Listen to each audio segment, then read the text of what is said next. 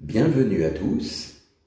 Alors je me suis dit que ce serait le moment idéal, puisqu'on est entre Noël et le jour de l'an, pour vous parler finalement des pauses. Je me suis dit tiens, ça peut être intéressant parce que peut-être qu'il y a des gens parmi vous qui sont en vacances directement, donc jusqu'à la reprise au mois de janvier.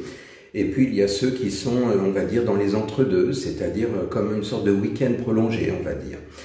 Et donc je me demandais si vous étiez réellement en vacances, ou en tout cas en pause. Est-ce que vous l'êtes complètement, c'est-à-dire est-ce que vous l'êtes aussi dans votre tête? Vous savez, il y a beaucoup de gens, par exemple, que ce soit les vacances d'été ou d'hiver, qui sont en repos, mais leur corps se repose un peu, mais leur tête est toujours en fait en train de mouliner.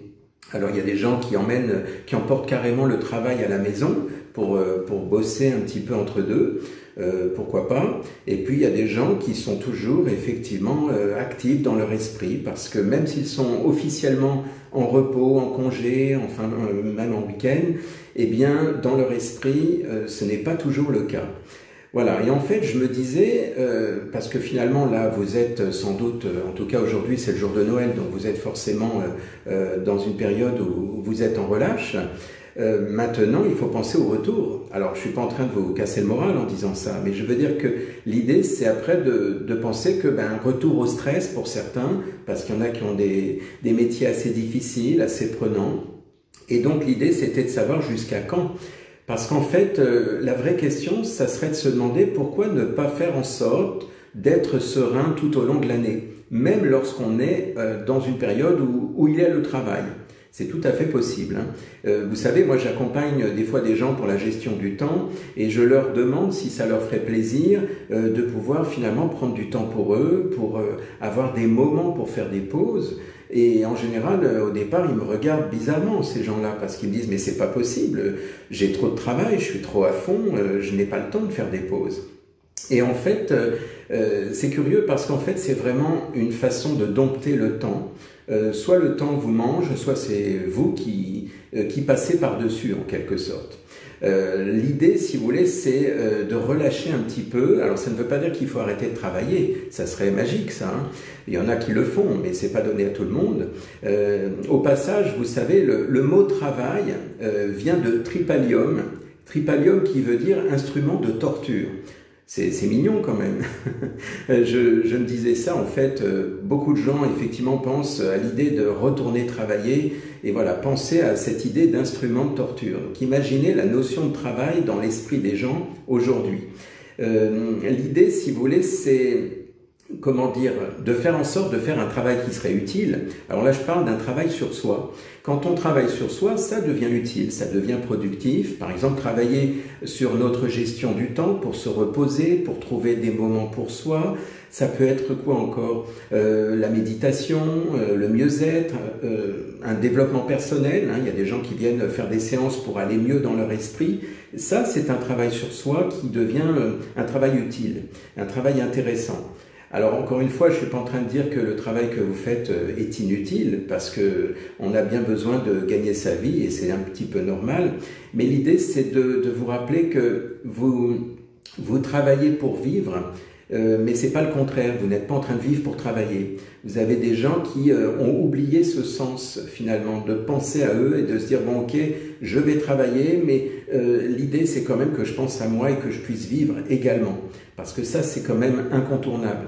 Vous savez que dans une vie entière, eh bien, vous travaillez en moyenne 90 000 heures. Je ne sais pas si vous vous rendez compte, 90 000 heures de travail dans une vie. Voilà, donc imaginez un instant, alors c'est une moyenne bien sûr, il y en a qui vont travailler plus, d'autres moins, mais 90 000 heures de travail dans votre vie, c'est quand même énorme. C'est ce que je me dis, moi, quand je pense à ça. L'idée, ça va être finalement que plus vous allez travailler, plus vous avez besoin de vous ressourcer. C'est un peu comme un téléphone. Si vous avez besoin de téléphoner longtemps, eh bien, il va vous falloir recharger longtemps votre portable, votre téléphone. Sinon, il ne tiendra pas longtemps et vous ne pourrez pas communiquer longtemps. Donc, l'idée, c'est de penser à ça. C'est que si vous avez un travail qui est prenant, qui est stressant, l'idée, c'est de penser à la joie, à la détente, de faire en sorte, quelque part, non pas de courir pour gagner plus, mais de penser à vous, de profiter de ces moments pour faire des pauses. Et ça, c'est très important. Voilà, donc en fait, l'important c'est surtout de ne pas faire de confusion avec cette notion d'argent. Il y a des gens qui disent oui, mais c'est important, il faut que je gagne de l'argent parce que j'ai besoin, donc il faut que je cours. Et le problème, c'est qu'à un moment donné, ces gens-là ne se rendent pas compte que finalement, à force de courir, ils finissent par être dans le stress et finalement, ils n'ont même pas le temps. Finalement, ils sont épuisés, ils rentrent chez eux.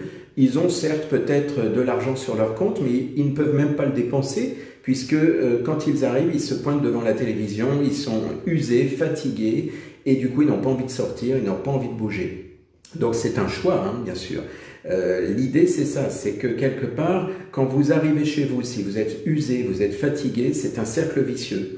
Et le but finalement, c'est d'arriver à faire des stops, de ne pas vous oublier. C'est-à-dire que oui, il y a le travail, oui, c'est sûr qu'il faut gagner de l'argent, il faut aller travailler, oui, ça peut être stressant. Seulement, rappelez-vous que c'est vous le moteur. Et à un moment donné, si le moteur casse, c'est ce qu'on appelle le burn-out. Moi, j'en reçois souvent des gens qui viennent pour des dépressions burn-out parce qu'ils ont, comme on dit, trop tiré sur la corde et dans leur esprit, ils se disaient si, on y va et je serai récompensé plus tard. Et finalement, leur récompense, c'est simplement d'être cloués au lit parce qu'ils sont en dépression. Donc, ce que j'aimerais, c'est vous proposer donc simplement une idée qui est de faire des stops régulièrement.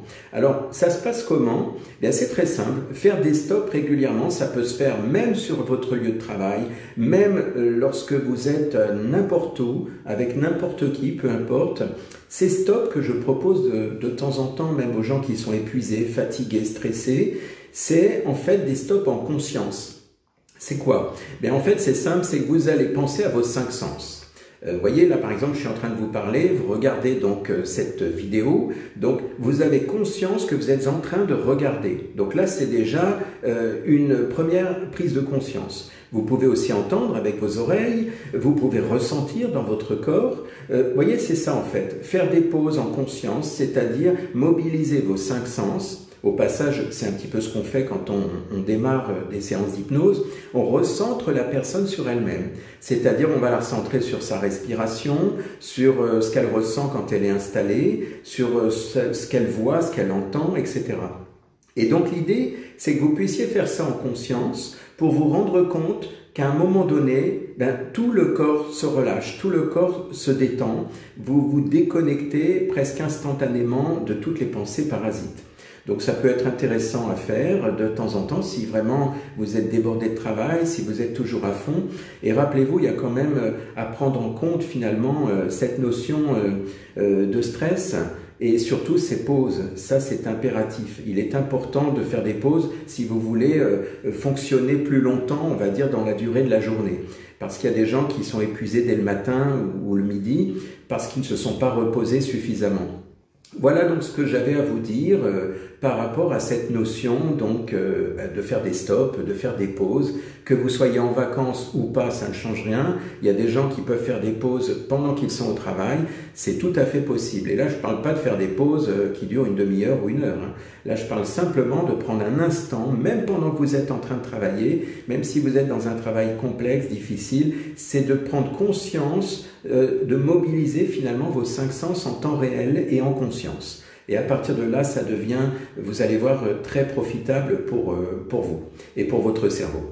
Voilà, donc sur ce, puisque vous êtes ici à regarder, profitez-en, n'hésitez pas à transférer cette vidéo pour ceux qui en ont besoin. Il y a beaucoup de gens en ce moment qui sont épuisés, fatigués, qui attendent à chaque fois la fin de quelque chose, la fin de l'année, la fin de, je sais pas moi, la fin de la semaine, etc. pour pouvoir se relâcher et qui malheureusement, même quand c'est le cas, même quand ils y sont en vacances ou en week-end, ils n'arrivent pas à se détendre, ils n'arrivent pas à se relâcher. Donc pensez à eux si vous voulez leur offrir leur transférer ce direct, cette vidéo, ça pourrait peut-être aussi les aider. Voilà, donc sur ce, je vous souhaite de bonnes fêtes de fin d'année et puis je vous retrouve très prochainement pour un nouveau direct. À très bientôt.